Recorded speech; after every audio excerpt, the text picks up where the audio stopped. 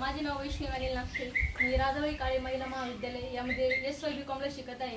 मी गेल्या वर्षी सरांकडे ईश्वरी कम्प्युटर ट्रेनिंग सेंटरमध्ये master diploma in TallyPrime with GST हा कोर्स 1 इयरचा जॉईन केला. मी तुमच्यासारखे शून्य होते. मला टायपिंगचं काही येत नव्हतं, कीबोर्डचे बटन पण सापडत नव्हते. माऊस सरांनी एक किस्सा सांगितला होता मध्ये, माऊस नाही का पहिले मुलं असं वर घेऊन असं फिरवतात त्याला, मी पण तेच केलेलं आहे. म्हणजे इथपर्यंत मी 0 होते, पण सरांनी जे टीचिंग केलं, जे प्रशिक्षण दिलं, सरांनी एक म्हणजे नाही का एक गुरु कसं एखाद्या विद्यार्थ्याला फक्त एक शिकवायचं म्हणजे एक्झाम पुरतं म्हणजे माइंडसेट असतं काही काही गुरूंचं, पण सरांचं कसं एक्झाम पुरतं माइंडसेट नाही आहे की प्रॉपर जीवनामध्ये जर घडायचं असेल तर एका गुरूंनी एका शिष्याला कसं मार्गदर्शन केलं जातं की गुरु म्हणजे आपले सर आपल्याला लाभलेले आहेत. तसंच मी सरांना आज तुम्ही शेअर करणार आहे की माझा एक वर्षाचा अनुभव कसा राहिलेला आहे. मी जेव्हा ईश्वरी कम्प्युटरमध्ये ट्रेनिंग सेंटरमध्ये मी क्लास जॉईन केला तेव्हाही मला काही येत नव्हतं, काय नाही. सर रोज एक नवीन आणि सरांची एक शिकवण्याची एक पद्धत अशी आहे की सर मधून नाही का आपले कॉन्फिडन्स वाढण्यासाठी काही असे मोटिवेशनल सेंटेन्स आपण सर बोलत असतात.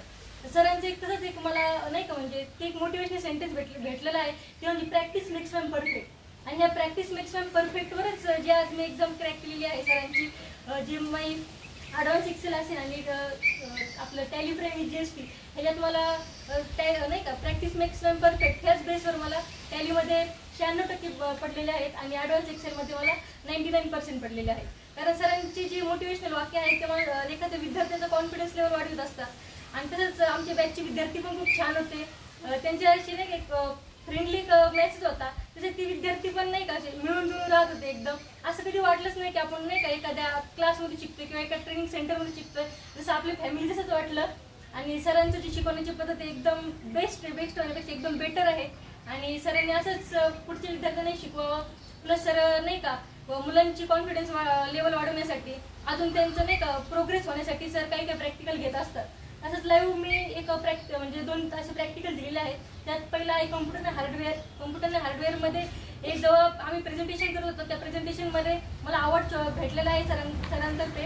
250 रुपयाचा अवॉर्ड सरांनी मला दिलेला आहे, त्याबद्दल सरांचे धन्यवाद. प्लस नंतर सरांनी अजून एकदा आमची जे सरांनी शिकवलं होतं त्याच्यावर एकदा प्रॅक्टिस चालली होती आणि त्याच्यावर पुढचा क्वेश्चन विचारणार आपण उत्तर देणार. त्याच्यात पण सरांनी नाही का म्हणजे मला अवॉर्ड भेटलेला आहे किंवा म्हणजे ट्रायमॅक्स पण, त्याबद्दलही सरांचे धन्यवाद. असे छोटे छोटे अवॉर्ड भेटत गेलेले आहे. तर मी सर्वात प्रथम इथं आलते त्या टायमिंगलाही काहीतरी असंच हे होतं, आपलं प्रॅक्टिकलच होतं. त्या प्रॅक्टिकलबाबतही प्रेझेंटेशन द्यायचं होतं, तेव्हाही मला सर्टिफिकेटचं एक छोटंसं अवॉर्ड भेटलेलं आहे सरांतर्फे, त्याबद्दल सरांचे धन्यवाद. आणि सर असे छोटे छोटे अवॉर्ड देऊन तुम्ही आमचं जे मनोबल आहे ते नेहमी वाढवत असतात. आणि सरांच्या कम्प्युटरचं ट्रेनिंग सेंटरचं एक ब्रीद वाक्य आहे पहा, ईश्वरी कम्प्युटर घ्यायचं तर फॅमिली घ्यायचं आहे. खरंच एक ब्रीद वाक्य म्हणून आणि ते असं नुसतं म्हणायला नाही आहे, ते रिअलमध्ये पण आहे. सरांचे खूप खूप धन्यवाद. सरांनी जे मोटिवेशनल दिलं ते एक नुसते एक टीचर नाही तर ते एक मोटिवेशनल स्पीकर सुद्धा आहेत, तसेच करिअर ऑब्जेक्टिव्ह सुद्धा ते आहेत आणि त्यांनी प्रत्येक गोष्टी सपोर्ट केलेला आहे. सरांच्या सपोर्टमुळे आतापर्यंत मी 96 आणि 99 मार्क अचीव करू शकलेले आहे.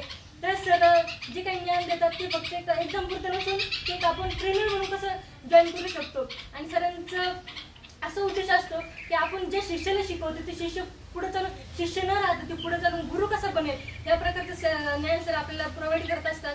आणि सर नेहमी म्हणतात की नाही का प्रॅक्टिस करा आणि प्रॅक्टिस करूनच माणूस परफेक्ट होतो. त्यावर सरांचं एक वाक्य मध्येच मी सांगितलं, प्रॅक्टिस मेक्स मॅन परफेक्ट. ते सरांचे भरपूर वाक्य आहेत. ते सर मुलींविषयी जे सांगतात ते एक मनाला भिडवणारं असतं. मुलगी म्हणून असण्याची जाणीव नसते तरी मुलाच्या बरोबर ती कसं शिक्षण घेते, कसं एज्युकेशन करते, कसं समाजात वावरते या प्रकारचं शिक्षण सुद्धा या प्रकारची ट्रेनिंग सुद्धा सर देतात. म्हणजे हा ईश्वरी कम्प्युटर फक्त कम्प्युटरच नॉलेज नसून किंवा एक मुलींना समाजात कसं वावरायचं, कसं एक हाय लेवल म्हणून कसं जगायचं याबद्दल शिकवत असतं. आणि भेदभाव हा काय असतो शब्द इथं काय तसं नाहीचे, मुलं आणि मुलगी हे दोन्ही समान आहे सरांसाठी. आणि सरांसाठी खूप खूप धन्यवाद. सरांनी एवढी ट्रेनिंग दिली. एवढी ट्रेनिंग मी आतापर्यंत SY.B.Com आले, आतापर्यंत मी कधीच कॉलेजला एवढं काही बोललेलं नाही याविषयी आणि कोणत्या शिक्षकाविषयी मी असं बोललेलं नाही. निबंधात आपण लिहितो बट ते काय लिहितो आपल्यालाच माहीत असतं, पण जेव्हा आपण समक्ष बोलतो की न लिहिता न काही करता डायरेक्ट ऑन दी स्पॉट बोलत असतो, त्याबद्दल ह्या सरांचे एक आदर्श व्यक्ती म्हणून सर आम्हाला लाभलेले आहे. त्याबद्दल सरांचे खूप खूप धन्यवाद आणि ईश्वरी कम्प्युटरचे खूप खूप धन्यवाद. आणि सरांचं खरंच ते ब्रीद वाक्य आहे, ईश्वरी कम्प्युटर कैसा तो फॅमिली कैसा, तर खरंच फॅमिली कैसा आहे. तो खूप खूप धन्यवाद. Okay, so thank you. तुमचं जे काही तुम्ही तुमचं ओपिनियन मांडलं, पण तुमचा जो कम्प्युटरचा जो प्रवास होता, तो कम्प्युटरचा जो प्रवास होता त्या प्रवासामधून तुम्ही जसं बोललात की माऊस हँडलिंग, कीबोर्ड हँडलिंग असेल, बाकीचे बरेच हार्डवेअर असेल, सॉफ्टवेअर असेल, असे कोणते कोणते ॲप्लिकेशन होते, एखादं पॉवर पॉईंट प्रेझेंटेशन होतं त्याच्यामध्ये एक युनिक प्रेझेंटेशन देण्यासाठी, असं काही आठवतं आहे का? त्याच्याबद्दल तुम्हाला सांगावं असं वाटतं? हो सर, मी नाही का पॉवर पॉईंट प्रेझेंटेशनमध्ये ना पहिले अकाउंटचे प्रेझेंटेशन केलं होतं आणि अकाउंटमध्ये GST याच्याविषयी मी प्रेझेंटेशन केलं होतं. त्यावेळेस प्रेझेंटेशन करताना माझी कॉन्फिडन्स लेवल कमी होती, तर सरांनी ती कॉन्फिडन्स लेवलसाठी वाढवण्यासाठी खूप म्हणजे नाही का सपोर्ट केला. आणि त्यातूनच मी एक वाक्य शिकलेलं आहे की नाही का, उडणाऱ्या पाखराला परतीची तमान असावी, उडणाऱ्या पाखराला परतीची तमान असावी, डोळ्यासमोर नवी दिशा असावी. जसं मला प्रेझेंटेशन येत होतं त्यामुळे माझी दिशा कोणती माहीत नव्हती आणि दिशा भूलत होतं, म्हणून उडणाऱ्या पाखराला परतीची तमान असावी, डोळ्यासमोर नवी दिशा असावी. अहो घरट्याचं काय, घरटे कधीही बांधता येते, पण चिकीचा पलीकडे झेप घेण्याची जिद्द मात्र मनात असावी. हे वाक्यावर मी ठाम राहून आतापर्यंत ते सर्व अचीव केलेलं आहे. आणि त्याच टायमिंगला हे वाक्य मला आठवलं होतं आणि त्याच्यावरती मी ते प्रेझेंटेशन पूर्ण केलेलं आहे. आणि सर जे प्रेझेंटेशन घेतात ते प्रेझेंटेशन एक नाही का विद्यार्थ्यांचं मनोबल वाढवण्यासाठी असतं, ते ना की ते फक्त एक नाही का एक टाइमपास म्हणून तर काहीच नसतं, एक माइंड पास असतं ते नेहमी. हे सरांचंच वाक्य आहे. आणि सर एक खरंच बेटर आणि एक काय हार्डवर्कर टीचर आहे, टीचर किंवा ट्रेनर आहेत ते, तसेच मोटिवेशन स्पीकर तर आहेच ते. Okay, so thank you. कम्प्युटरमध्ये तुमचा जो ग्रो झाला, तुमच्या हातामध्ये तुमचं जे इनपुट दिलं ईश्वरी कम्प्युटरमधून, तर त्या इनपुटचं आउटपुट तुम्ही तुमच्या हातामध्ये आहे, बरोबर. ते आउटपुट 99% तुम्हाला ॲडव्हान्स एक्सेलला मिळाले. तर हा 1 इयरचा कोर्स होता तुमचा, बरोबर. त्यानंतर master diploma in tally advance जो अकाउंटिंग होतं त्याच्यामध्ये 1 इयरमध्ये तुम्ही 96% मिळवलेत. हा तर आउटपुट 100% दिसतो आहे. आता तुम्ही जे काही जवळपास 7 मिनटापासून बोलताय, या अगोदर असं कधी बोलले होते का, की अशी अपॉर्च्युनिटी किंवा प्लॅटफॉर्म तुम्हाला मिळाला होता का? नाही सर, तसं मी म्हणजे तसं सूत्रसंचालन जे असतं तसं मी भरपूर केलेले आहे. बट ते लिहून आणि आपण नाही कोणतं लिहून दिलेलं असतं आणि ते प्रेझेंट करायचं असतं, ते काहीतरी दुसऱ्याचं माइंडसेट असतं. तर आपण जेव्हा स्वतः असं बोलतो इतरांसमोर, तर ते आपल्या माइंडसेट येऊन असतं, आपल्या दृष्टिकोनातून बोलत असतं. येस येस ते फक्त नाही का ट्रेनिंग सेंटरमध्येच होऊ शकतं. येस. कारण नाही का लिहून सरांनी काय मला सांगितलं नाही की तुम्ही एवढंच बोला, तुम्ही हेच बोला, की असं काही नाही. की जे मी माझ्या माइंडमध्ये जे अनुभवलंय ते तुमच्यासमोर प्रेझेंट केलं. येस, म्हणजे तुम्ही एनी सिच्युएशनमध्ये कोणती सिच्युएशन तुमच्या समोर आली तर कुणीतरी लिहून द्या रे मी बोलते असं म्हणण्यापैकी तुम्ही स्टार्टअप करू शकता असं वाटतं. एवढा कॉन्फिडन्स तुमचा इथून वाढला आहे. येस. बरं, आता कम्प्युटरच्या रिलेटेड जर तुम्हाला कोणतंही प्रॅक्टिकल दिलं, ॲडव्हान्स एक्सेल असेल, सॅलरी स्लिप असेल, कोटेशन असेल, परचेस असेल, बरोबर, एम्प्लॉय डेटा असेल, त्यानंतर प्रॉफिट अँड लॉस वगैरे असेल, तर हे जर तुम्हाला दिलं तर तुम्ही करू शकता का? 100% कोणतंही कॉन्फिडेंटली करू शकता. त्यानंतर टॅलीमध्ये तुम्ही परचेस ऑर्डर असेल, सेल ऑर्डर असेल, TCS असेल, TDS वगैरे असेल, GST पेएबल असेल, पेरोल वगैरे असेल, प्रॉफिट अँड बॅलन्स शीट असेल, त्यानंतर ट्रायल बॅलन्स शीट असेल, डे बुक्स असतील, हे सगळं तुम्ही प्रॅक्टिकल बेसला जर तुम्हाला जर इंटरव्ह्यूला असे प्रश्न विचारला, मला एक पेरोल तयार करून दाखवतं की काय एम्प्लॉईचं, तर करून दाखवू शकता, ऑब्वियसली दाखवू शकता. बरं, म्हणजे जर समजा तुम्हाला एक चांगली अपॉर्च्युनिटी दिली जॉबसाठी, तर डेफिनेटली तुमचं सिलेक्शन होईल की कळू असं वाटेल तुम्हाला, असं काय वाटतं?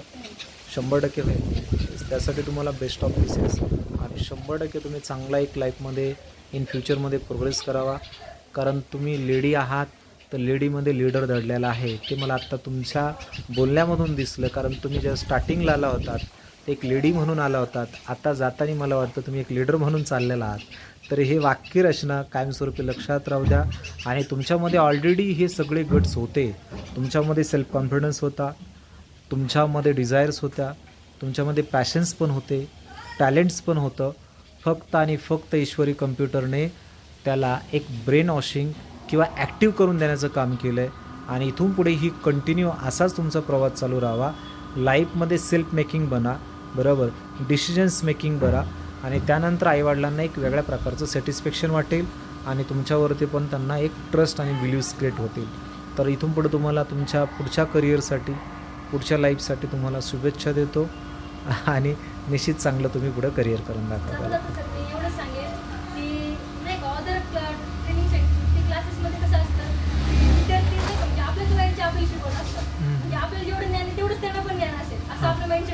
बरं. पण सरांच्या ट्रेनिंग सेंटरमध्ये कसं आहे की सरच चालक आहे आणि सरच मालक आहे. त्यामुळं ईश्वरी कम्प्युटर ट्रेनिंग सेंटर एक बेस्ट ट्रेनर आहे.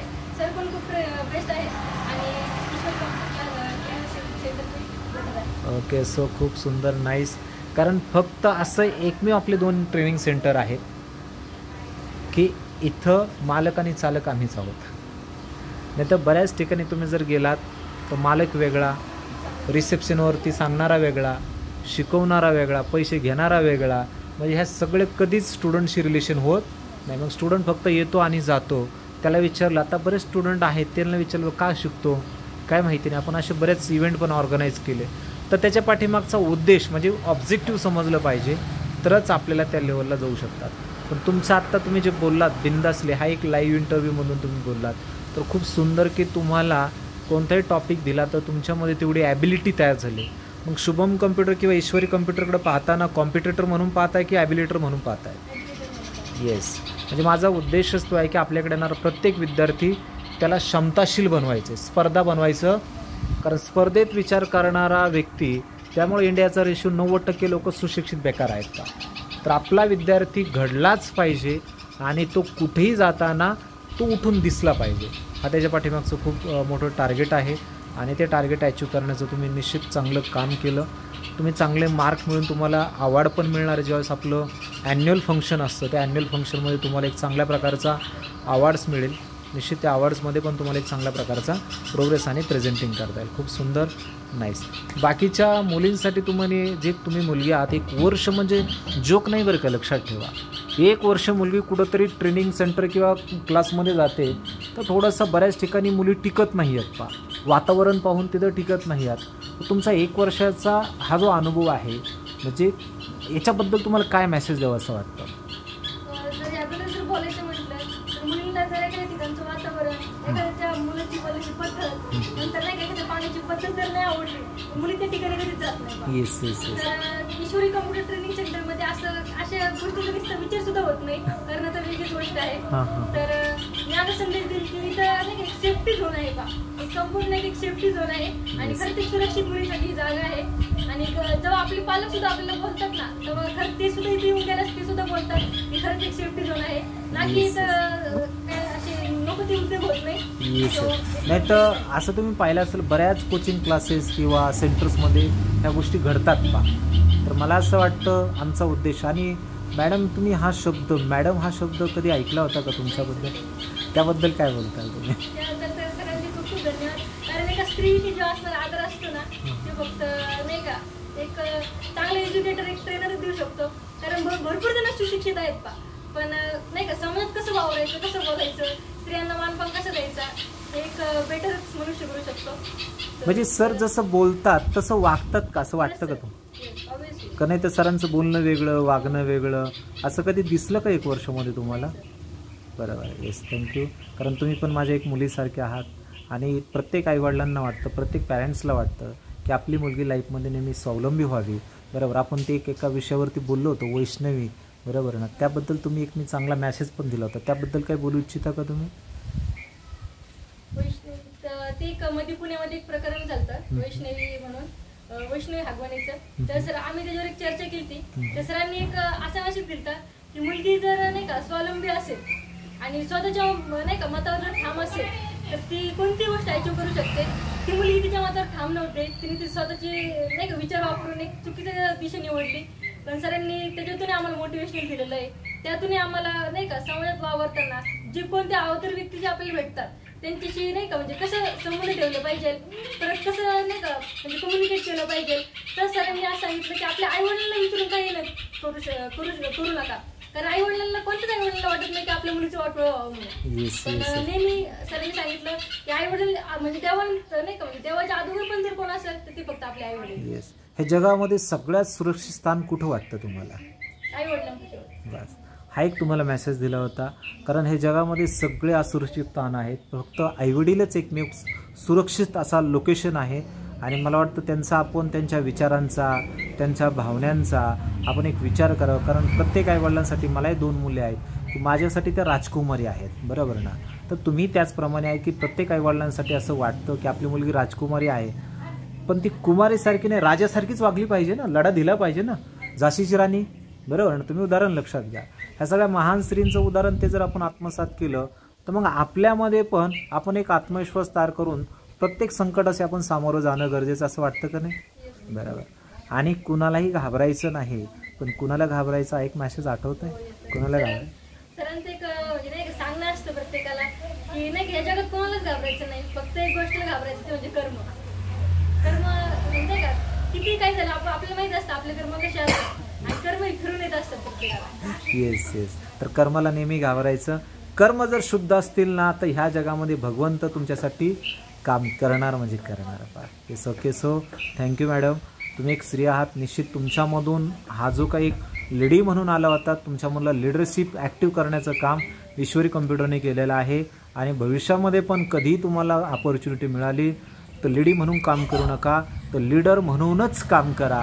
आणि कधी जर तुम्हाला असं जर आठवण आली, कधी कोणताही प्रॉब्लेम आला तर ईश्वरी कम्प्युटर तुमच्यासाठी एक फॅमिलियर म्हणून कधी तुमच्या संकटामध्ये, चांगल्या कामामध्ये, वाईट कामामध्ये निश्चित सपोर्ट देणार. फक्त एवढं लक्षात ठेवायचं, कर्माला मात्र घाबरायचं आहे. चांगलं ठेवायचं आणि आईवडिलांची सेवा करा. आईवडिलांनी दिलेला जो आदर, रिस्पेक्ट फक्त काहीतरी मिळते म्हणून देऊ नका, तर जेन्युइन दिला पाहिजे, तो आपल्याला सगळ्यात महत्त्वाचा आहे. एक सगळ्यांना तुम्हाला लेडीज म्हणून तुम्हाला प्रश्न आहे, मुली म्हणून तुम्हाला विचारतो. जर तुम्हाला, मला वाटतं विचारला पण होता काय नाही, आईवडिलांची प्रॉपर्टीला पहिली चॉईस करतात का आईवडिलांना चॉईस करतात? असं विचारलं होतं का? विचारलं होतं. तर याच्याबद्दल एक लक्षात येतं, कुणाला चॉईस करतात? आईवडील. बरोबर. याचंच एक महान उदाहरण मी महाभारतामधलं दिलं होतं, बरोबर आहे ना, की दुर्योधनाने सेना पकडली आणि अर्जुनाने भगवान श्रीकृष्णांना पकडलं. तसं लक्षात ठेवा, जर साक्षात भगवंत आपल्यासमोर जर असतील, आईवडील हे आपल्यासाठी ते सर्वस्व आहेत, ते जर आपल्याबरोबर असतील तर अशा अनेक प्रॉपर्टी आपण काय करू शकतो? तयार करू शकतो. सो तुमच्यासाठी शुभेच्छा आणि इन फ्युचरमध्ये निश्चित चांगल्या प्रकारचा तुम्ही ग्रीप आणि ग्रोथ घेता. So thank you very much. Yes, thank you.